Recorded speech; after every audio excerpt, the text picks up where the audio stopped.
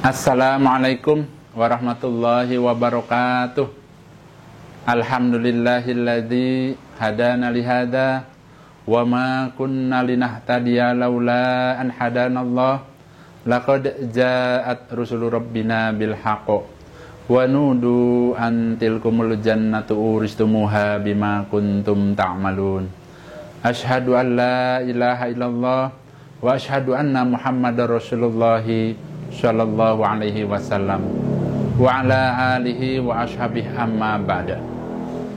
Bapak Ibu calon-calon jamaah haji, calon jamaah umroh yang dirahmati Allah, kali ini saya akan memberikan beberapa tips dan juga beberapa keterangan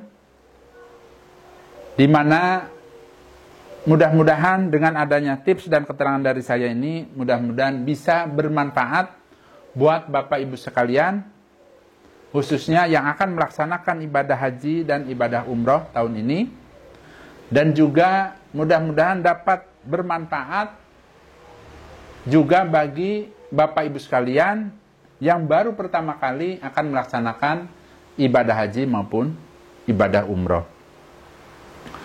Yang perlu diketahui, dan insya Allah di sini saya akan menerangkan beberapa keterangan. Yang pertama, yaitu perihal masalah uang saku. Yang kedua, ada beberapa kata-kata, angka-angka yang setidaknya harus diingat atau dihafalkan oleh Bapak Ibu sekalian untuk mempermudah komunikasi dengan penduduk di sana, umumnya para pedagang di sana, atau umumnya warga di sana. Bapak Ibu sekalian, ketika kita melaksanakan ibadah haji, itu pada umumnya haji itu memerlukan waktu kurang lebih sekitar 40 hari. Berarti kita tinggal di tanah suci itu kurang lebih 30 hari. Berarti kita harus mempersiapkan bekal yang cukup untuk berbagai macam keperluan. Begitu juga pada saat kita melaksanakan ibadah umroh. Umroh itu umumnya yang reguler itu kan ada yang 9 hari. Terkadang ada juga yang pada saat promo bisa 12 hari bahkan lebih. Nah, itu pun harus dipersiapkan bekal, terutama bekal uang untuk berbagai macam keperluan di sana. Namun di sini yang akan dibahas, ya, menurut beberapa pengalaman dan tempo hari itu ada jamaah yang betul-betul baru hanya beberapa hari melaksanakan ibadah umroh, ternyata yang tadinya sudah diprediksi cukup bekal uangnya untuk berbagai macam keperluan di sana, ternyata baru beberapa hari sudah habis. Nah, di sini saya akan memberikan keterangan mengapa bisa terjadi seperti itu. Yang pertama, Bapak Ibu sekalian harus diketahui bahwa nilai tukar rupiah dengan nilai tukar real, karena kalau Arab Saudi itu kan mata uangnya itu real. Nah, itu sangat-sangat jauh perbandingannya. Ya. Jadi pada saat buat video ini bulan Februari 2022, saya dapat informasi itu nilai tukar 1 real kalau kita tukar dengan rupiah itu 3.850 rupiah. Nah, kita bulatkan saja 1 realnya itu 4.000 rupiah. Nah, kalau kita di tanah air sudah mempersiapkan bekal uang kita, baik itu pada saat akan melaksanakan ibadah haji maupun ibadah umroh, umpamanya kita membawa bekal uang 5 juta. Kalau di Indonesia uang 5 juta itu besar. Misalnya kita untuk belanja apa, umpamanya kebutuhan di Indonesia cukup besar. Karena apa? Karena barang-barang di Indonesia ternyata setelah kita lalui di sana atau kita temui di sana, ternyata barang di sana sesungguhnya lebih mahal daripada barang-barang yang ada di Indonesia. Nah, itu penyebab diantaranya kalau uang saku kita itu cepat habis. Contoh, pada saat kita melaksanakan ibadah umroh, pada umumnya kalau laki-laki itu kan tahallul, kemudian biasanya potong rambut ke salon. Nah, itu insya Allah saat ini juga masih ya, harganya itu 10 real. Nah, pada saat kita mengeluarkan uang, ya, karena biasanya uang kita kalau kita sudah tiba di sana, itu kan yang dibutuhkan umumnya adalah real. Nah, kita itu mengeluarkan uang 10 real umpamanya buat kebutuhan potong rambut umpamanya ya. Biasanya itu kan cukur botak, harganya 10 real. Perasaan murah, kan harganya hanya 10 real. Padahal kalau kita hitung dengan nilai rupiah, kalau 10 real itu sama dengan 40 ribu, kurang lebih 40 ribu. Nah, sedangkan kalau kita potong rambut, ya umumnya, kalau di sini kebetulan saya tinggal di Jakarta, di Indonesia. Nah, itu umumnya kalau salon-salon yang biasa itu umumnya rata-rata 15 ribu. Kalau laki-laki potong rambut itu 15 ribu. Berarti perbedaannya sangat lumayan. Kalau di sana potong rambut 40 ribu, kalau di tanah air di sini hanya 15 ribu. Mungkin di daerah lain bisa saja menjadi 10 ribu. Nah, itu yang menyebabkan terkadang kita itu terkecoh dengan murah, hanya 10 real. Atau umpamanya kita ingin mencicip-icip umpama jus, ya, umpamanya ini hanya sebagai keterangan saja.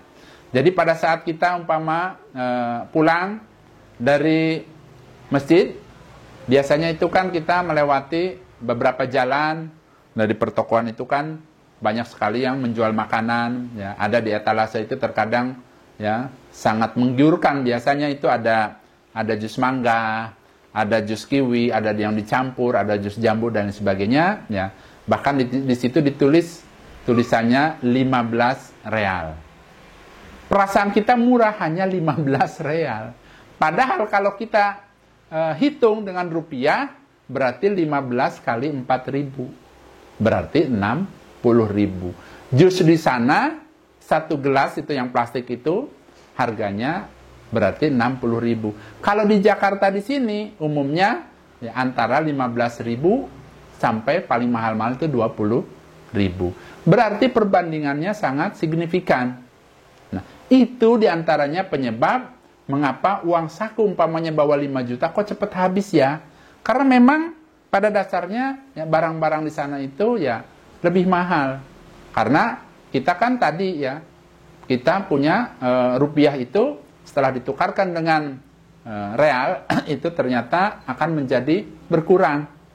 Ya, yang tadinya perasaan bahwa uang banyak 5 juta, ternyata setelah belanja-belanja di sana, ternyata hasilnya kok sedikit. Ya memang karena barang di sana ya cukup mahal ya, dibandingkan kalau kita belanja di Indonesia. Oh iya, barangkali ada Bapak Ibu sekalian, tempo hari itu ada jamaah umroh yang yang kehabisan bekal. Nah, ternyata diantaranya yaitu penyebabnya seperti yang tadi saya katakan, dia terlalu tergiur dengan harga yang ditawarkan oleh para pedagang di sana. Ya, terkadang kan di sana itu yang menawarkan misalnya 5 real, 5 real, perasaan dia murah. Padahal kalau 5 real itu sama dengan 20.000. Nah, perlu diketahui juga Bapak Ibu sekalian, di sini saya akan memberikan beberapa keterangan ya. Di antaranya ya, ini hanya sebagai gambaran saja. Umpama kita ingin mencicipi masakan Arab umpamanya. Tempo hari itu nasi biryani, ada juga nasi bukhari, nasi mandi. Itu kalau misalnya ada paket, biasanya itu banyak ditawarkan di pinggir-pinggir jalan toko-toko itu.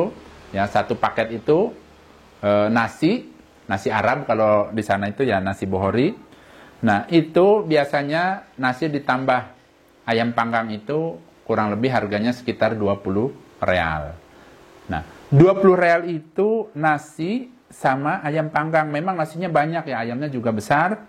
Nah, itu berarti kalau dirupiahkan nominalnya kurang lebih 80.000. Nah, kemudian ada juga ya pada saat kita akan berangkat ke masjid, sebelum kita mencapai pelataran masjid itu, ya, banyak burung-burung merpati yang berkeliaran. Biasanya juga ada yang jual makanan burung tersebut. Nah, biasanya umumnya 5 real. Ada juga yang agak banyak itu 10 real. Ya. Kalau di kita itu, kalau misalnya 5 real atau 10 real, taruhlah 10 real umpama. 10 real itu kan sama dengan 40.000. Nah, kebetulan saya punya piaraan, ada burung tekukur dan lain sebagainya. Tempo hari itu biasanya kalau di Jakarta di sini 1 kilo itu hanya 10.000. Jadi ada jagung campur itu 10.000. Nah, kalau di sana ya insya Allah mungkin ya perbandingannya hanya sebagai masukan saja, bahwa ternyata barang di sana itu kalau dibandingkan dengan di tanah air ternyata lebih mahal. Nah, di sini saya juga akan memberikan beberapa tips agar Bapak Ibu sekalian dengan bekal uang, mudah-mudahan bekal uangnya itu syukur-syukur masih ada sisa, saya akan memberikan tipsnya. Jadi, pada saat kita belanja di Mekah atau di Madinah, diusahakan belanja yang penting-penting saja. Nah, contohnya misalnya kita umumnya kan kalau orang yang umroh itu biasanya ada acara city tour, umpamanya ke kebun kurma, umpama. Nah, kita itu kan biasanya di sana tuh banyak pilihan. Ada kurma ajwa, ada kurma sukari, atau misalnya kacang Arab dan lain sebagainya, ada coklat dan lain sebagainya. Silahkan kalau ingin mengirit, ya, tips dari saya, silahkan beli secukupnya saja. Terus bagaimana supaya nanti oleh-olehnya itu cukup di tanah air? Ya. Ternyata setelah saya pelajari, ya, harga kurma di sana, contoh misalnya harga kurma azwa yang super itu, tempo hari itu kurang lebih sampai kalau dirupiahkan itu ya, tempo hari itu sampai 300.000 kalau dirupiahkan, ya. Kalau di sini ya, kemarin itu kebetulan istri saya itu sering beli kurma karena beliau itu memang ya suka dengan kurma, ya. Jadi tempo hari itu kalau di sini sekilo itu kurang lebih sekitar 120.000, ya. Kalau kurma raja atau kurma sukari itu satu dus yang kurang lebih 3 kilo itu, ya, kurang lebih harganya kalau di sini itu ya antara 150.000 sampai 200.000. Tapi kalau kita beli di sana yang satu dus itu tempo hari itu ya kadang-kadang ya sampai 50 real, kurang lebih ya 200 ke atas lah ya. Tapi ada juga yang di bawahnya itu. Jadi supaya kita dalam perjalanan tidak berat, ini hanya sebagai saran, ya. Kalau untuk kurma itu kan berat, ya. Kalau mau beli cukup hanya beberapa kilo saja. Nah, selebihnya kita beli di Indonesia. Kan itu oleh-oleh dari Arab. Masa kita dari Arab kok belinya apa di Indonesia? Ya karena kan keadaan. Kalau kita misalnya belinya terlalu banyak, biasanya ya sangat berat bawanya. Nah, dan yang namanya kurma itu kan kita itu apa namanya? Indonesia, orang Indonesia yang jualan juga kan apa namanya diimpor dari sana, dari Arab Saudi. Jadi bukan berarti katanya oh ini mah apa namanya kurmanya kurma Indonesia umpamanya, tidak. Hanya saja kebetulan kita belinya di Indonesia padahal barangnya ya dari Arab sana. Nah, ini hanya sebagai tips saja. Tempo hari saya sudah cek, kalau ingin murah ternyata beli di kita di sini, ya. Tempo hari pernah saya lihat di online, itu harganya ternyata lebih ringan, ya. Tinggal kita pilih aja barangnya yang super, yang bagus. Bahkan terkadang juga ada beda sedikit antar pedagang di online. Jadi kalau mau ringan itu di online juga banyak yang jual. Selanjutnya Bapak Ibu sekalian, ada beberapa kata-kata bagi Bapak Ibu sekalian, ya, khususnya yang akan berlama-lama pada saat ibadah haji dan juga tidak kalah pentingnya yang melaksanakan ibadah umroh, ya, agar komunikasi kita dengan warga di sana umumnya ya bisa saling mengerti. Walaupun pada dasarnya ya penduduk sana umumnya para pedagang di sana juga mengerti bahasa Indonesia. Di sini saya akan memberikan beberapa angka yang perlu diingat, syukur-syukur dihafalkan, karena pada dasarnya angka-angka yang akan saya berikan ini umumnya ya insya Allah akan kita temui. Yang pertama, angka 5. Bahasa Arabnya yaitu khomsa. Jadi banyak para pedagang di sana itu menawarkan dagangannya khomsa real. Yang namanya khomsa itu adalah 5 real. Nah, kalau rupiahnya 5 real, berarti kurang lebih harganya 20.000. Tinggal kalikan saja 4. Ya, dikalikan 4, jadi harganya kurang lebih 20.000. Terus kemudian ada juga para pedagang di sana itu yang menawarkan asyaroh real. Umpama asyaroh, berarti 10. Ya, kalau asyaroh itu 10. Ya, berarti harganya kalau 10 real berapa? Harganya 40 real. 40.000 rupiah. Ini hanya sebagai masukan saja. Nah kemudian, umpama para pedagang ada yang menyebutkan arba real, umpama. Arba itu 4. Ya, berarti kalau dikurskan ke rupiah, tinggal 4 kali 4 sama dengan 16.000. Nah, itu diantaranya biasanya ada angka-angka yang perlu diingat. Jadi biasanya 5, 10, 4, bahkan ada 1 dan 2. Kalau 1 itu wahid, kalau 2 itu isnain. Nah, seperti itu. Jadi misalnya isnain real, berarti 2 real. Wahid itu 1. Wahid real berarti 1 real. Tapi sekarang untuk saat ini kebanyakan para pedagang itu biasanya menawarkan 5 real, 10 real, 2 real. Biasanya seperti itu. Selanjutnya, saya akan memberikan juga tips agar perlu diingat ada kata-kata yang ini hanya sebagai pengingat. Karena tempo hari itu ya, ada jamaah yang menanyakan toilet ke orang Arab, akhirnya karena menyebutnya bahasa Indonesia toilet, akhirnya tidak mengerti. Nah, kalau kita pada saat misalnya jalan-jalan, pas saat umroh itu kan ada city tour, kemudian kita ingin mencari toilet, berarti apa sih artinya, bahasanya kalau toilet bahasa Arabnya hamam.